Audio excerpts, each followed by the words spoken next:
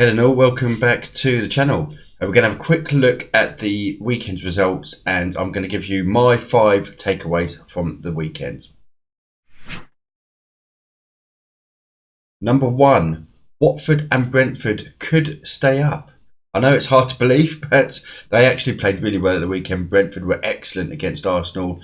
Watford were actually very good against Aston Villa. They were leading 3-0 at one point in the game. 3-2 looks like a closer scoreline than what it was, but in reality, the second goal for Aston Villa didn't come until the 96th minute via penalty. And, make no mistake, Aston Villa were well and truly beaten in that game. No concerns in that respect for Villa as yet, but like I said, the main point on this, I think Watford and Brentford have shown that they've got some quality, they've got some resilience, they are going to win some games in this league, and therefore they could stay up.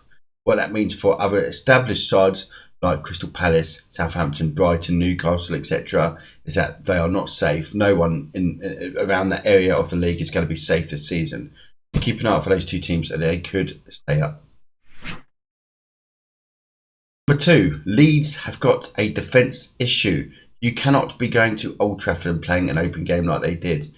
It's great to watch, no doubt. And they're going to win some games. They'll win some games scoring goals, but they're going to lose some games, and they're going to lose them big as well. What we saw at half-time when a 1-1 at Old Trafford. 1-1 at Old Trafford at half-time. Obvious. You go out, you keep it tight at the back, you play it clean. Perhaps look for the counter-attack on the foot, when Man United are trying to push forward as the home side. Play as open as they did away from Old Trafford in the second half when you're 1-1 is suicidal. And unless they start sorting out that defence and start playing some actual game management, they're going to have more results like that, in my opinion. Number 3, Arteta could get sacked. I think he could be the first one to be sacked. I think that, looking at the Brentford-Arsenal game, Brentford were excellent, Arsenal were very poor. Looked overcoached to me, too much micromanaging perhaps from Arteta, which doesn't give players enough options to express themselves freely and so on. Also, there's clearly issues behind the scenes. Arteta and Aubameyang and Lacazette were both missing through illness, allegedly. I don't believe that for 1 minute, if I'm being honest, especially when you look at both players now being linked away from the club. There's clearly more to it than that. There are reports that they're going to be out of this weekend's game against Chelsea as well.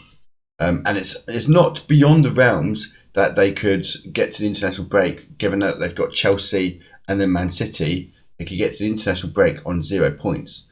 Personally, I thought they should have got rid of Arteta at the end of last season.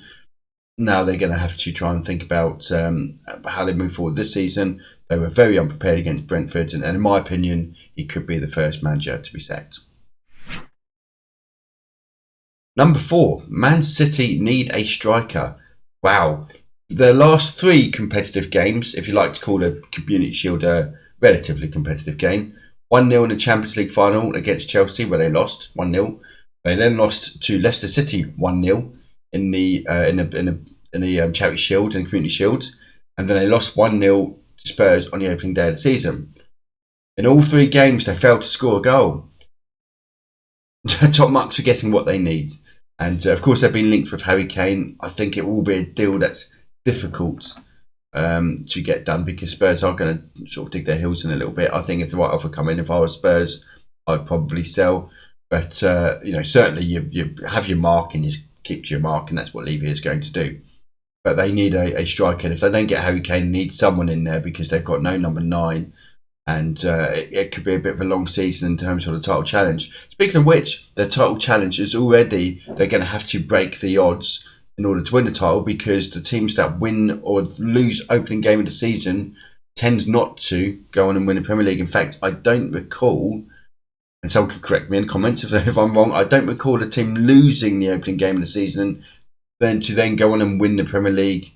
I don't think it's ever happened in the Premier League. It might have done once or twice, but I can't recall that it has, if I'm being honest. Either way, they need a striker. They need one now.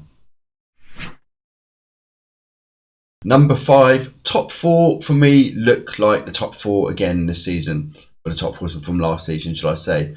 The likes of Chelsea, United and Liverpool all played very well, won their games comfortably, playing well. Now, I know you could argue with perhaps Norwich and Palace. We don't know how they're going to fare. Was that a good result or was it a bad result? But in terms of the performance levels, Liverpool were very convincing in their win at Norwich, and Chelsea were very convincing against Crystal Palace. And Crystal Palace just weren't in the game at all. And you could argue, okay, Palace may be. We don't know how they're going to fare with a much younger squad under Patrick Vieira, but either way, Chelsea were very comfortable in that game. They looked good on the ball, and they still got Lukaku to add as well. So I think, and of course we've already discussed Man United versus Leeds. Okay, Man City may have lost to Spurs, but I don't think they're a threat on their top 4 place at this stage, at least. So at this moment in time, it looks like the top 4 are still the top 4 in the league. It doesn't seem like there's too much that can challenge them yet. A couple of transfers could change all that though. Okay, so that is my top 5 takeaways from the opening weekend of the Premier League. I hope you guys have enjoyed. If you do, don't forget to smash that like button. Don't forget to subscribe. Click the notification bell. That way you will be notified when new videos come out. And we'll see you all for the next one.